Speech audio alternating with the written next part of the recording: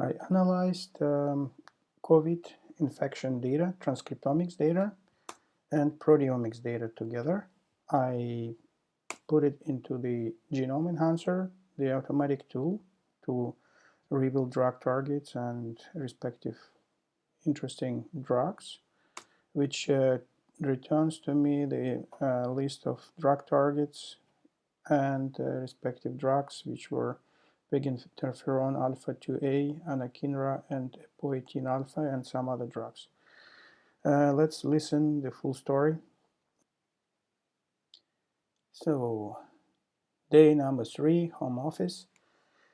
Let's do something today which would save the world. Let's analyze the expression data of coronavirus. Let's first go to our Genome Enhancer tool to see what we can do there. So sign in with my account and start a new project. So let's call it COVID. Okay, and let's check what do we have. So first, of course, we would like to see whether we have gene expression data, and for that, let me go to the gene expression omnibus. And it's good enough that we got gene expression data just yesterday about transcriptional response of human lung epithelial cells to infection of coronavirus. It's very good data, RNA-seq. So there's infected cells and cells which were infected by some mock of the virus. So we can take this data and try to analyze it. So first copy this link address and in our Genome Enhancer tool, let's upload this data into the tool. So it's going to upload now. Okay, let's find proteomics data. For that, we simply are going to Google it. So COVID-19 proteomics data. And let's see what is available. Actually, there is one nice paper just recently published, March 11, where using mass spectrometry, the infected cells were analyzed and proteomics data were revealed. So just to get the data, we have to go to the supplementary material. So very nice data.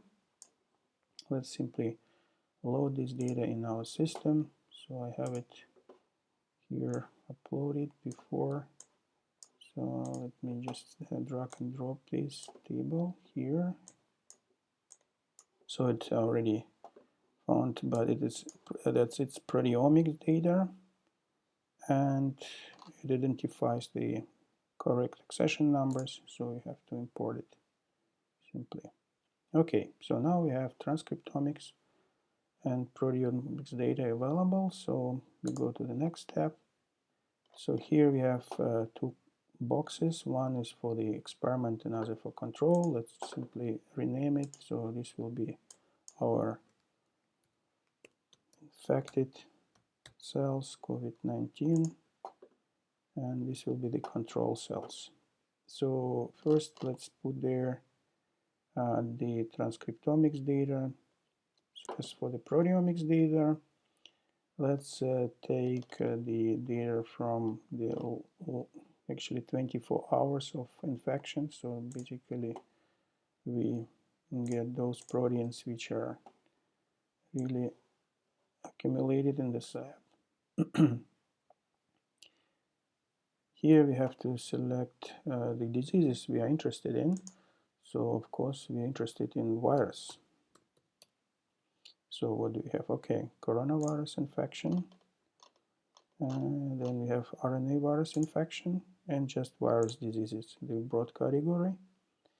And also we are interested actually in curing the disease itself, which is severe acute respiratory syndrome. And now what we have to do is simply select the conditions which we are going to compare. So COVID infection versus control. So let's just start the analysis. It's going to take around 4 or 5 hours. So it's time for us to make a break, to drink some tea, to do other stuff.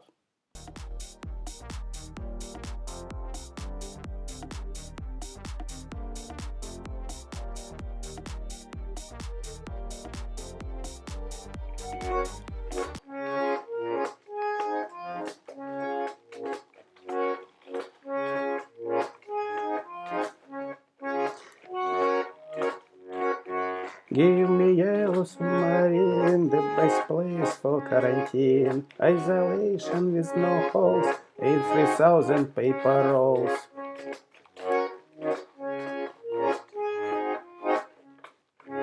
So what it's doing, it's taking the network of interactions in the cells and checks if the identified transcription factors can be activated through a particular cascade of signal transduction, and then it's going through this network and finds so-called master regulators, so those molecules which can be responsible for this activation. So they would be the best drug targets.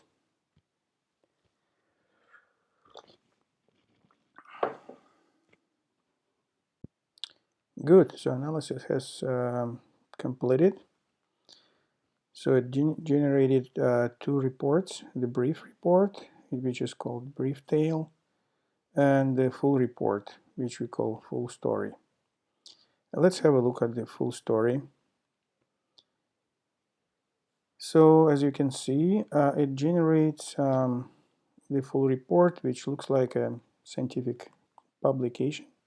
So the program generates automatically this title, which tells us that interleukin-1, receptor 1, and PLK3 are promising druggable targets for treating coronavirus infection, RNA virus infection, severe acute respiratory syndrome, and generally virus diseases. And these master regulators control activity of these 3 transcription factors on the promoters of differentially expressed genes. So let's have a look at the full report. So first it shows what type of data were analyzed. So we took transcriptomics and proteomics data together and compared them. First it checks the transcriptomics data, identifies upregulated and downregulated genes. You can see how many of them were found. So with a relaxed cutoffs and with a stronger cutoffs. So pretty many, I would say, more than 1,000 upregulated and several thousand downregulated genes. The top genes are shown in these 2 tables. Sorry for interruption. I had to run to a seminar with our colleagues in San Diego, where actually I was presenting these results of analysis of COVID-19 data. So you can basically listen a little bit of that presentation. You have in your hand transcriptomics data, proteomics data, and the data about epigenomics, for instance, ChIP-seq or ATAC-seq or even DNA methylation data. Then the algorithm combines it in such a way that each data supports each other. Actually, algorithm more robust and finding better master regulators. And then the more omics data you have in your hands, the better would be the results. So that was a little presentation of the algorithm, and then I presented the results. The full recording of that seminar will be also available a bit later. But now we will jump now to the report to see what kind of results we obtained. You can see that analysis of upregulated genes, 1,257 upregulated genes were detected, and actually gene ontology analysis gave very clear picture of upregulation of innate immune response genes, and that's also seen when we map those genes to the classical standard pathways, and you see that such pathways like interferon gamma to STAT1 or TNF receptor 1 signaling are actually enriched by these upregulated genes. And we'll see it also later. Interesting also to compare those upregulated genes with known biomarkers for different diseases. And again, you see actually immune system diseases, autoimmune system diseases. Actually, you don't see much the infection itself, the genes which are related to infection, pure infection. A lot of autoimmune and immune signaling, involved. Now, when we look at the proteins, we see a different picture actually. The proteins are also upregulated and downregulated, so the abundance goes a little bit more slowly.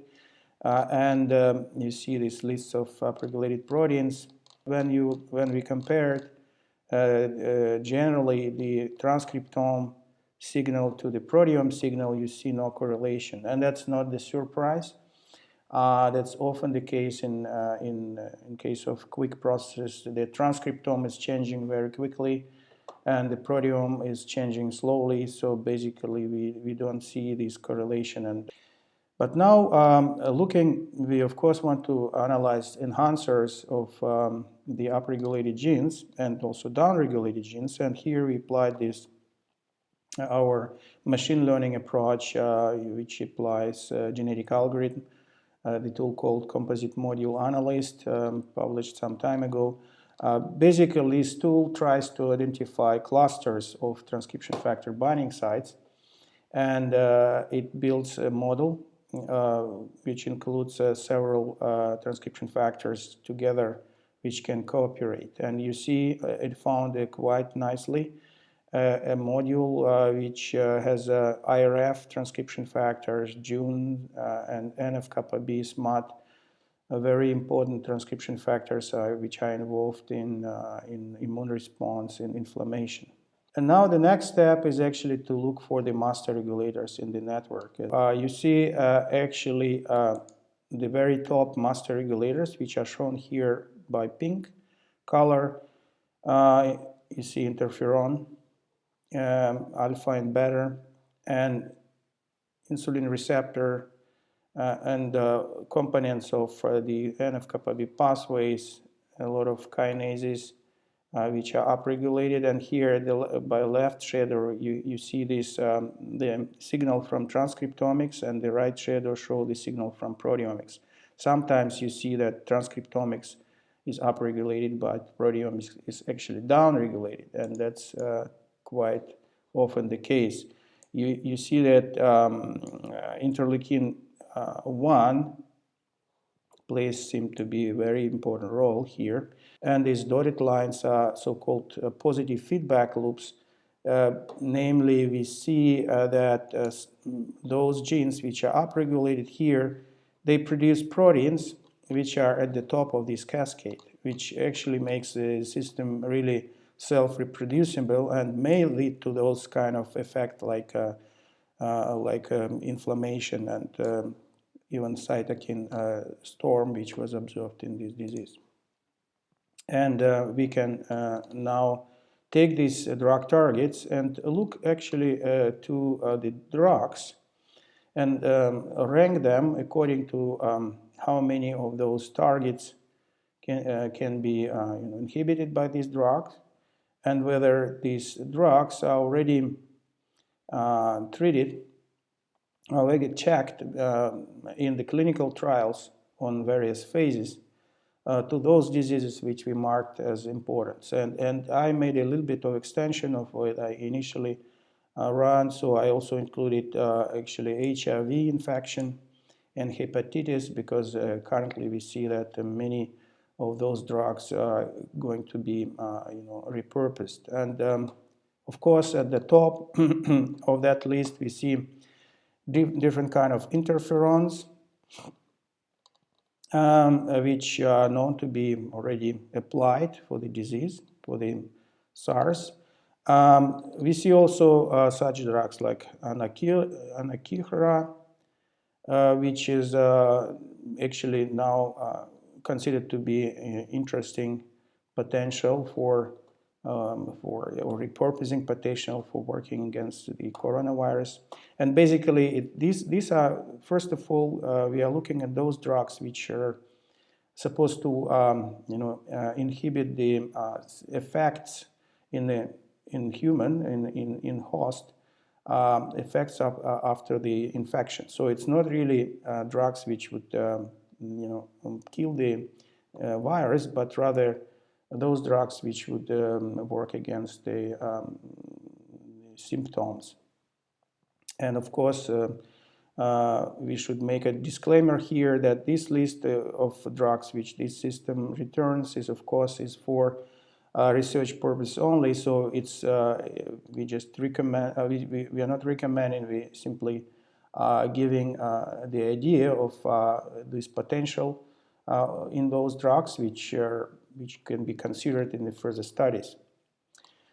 If you look further on in the report, we can see also a list of actually chemical compounds which are also analyzed here.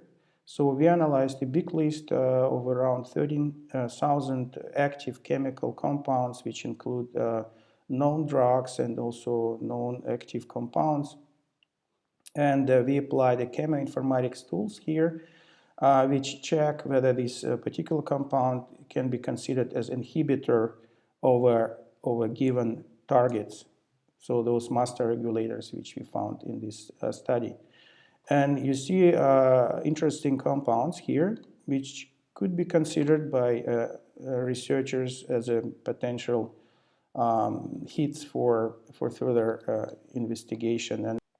And so at the end of this report, we see actually some sort of summary which showing the master regulators which were found here in this study, which activating this list of transcription factors, which are in turn acting on the promoters of those genes which we found upregulated in the system. And here at the top, we see the kind of list of drugs and chemical compounds which may be considered to inhibit those targets which we found. I just Googled some of those drugs which were identified by the system. For instance, here you see that Anakinra is considered now as an interesting candidate because in the case of hyperinflammation and such immunosuppression can likely to have a benefit. Okay, in summary, it looks like a good exercise of analyzing this data and very useful.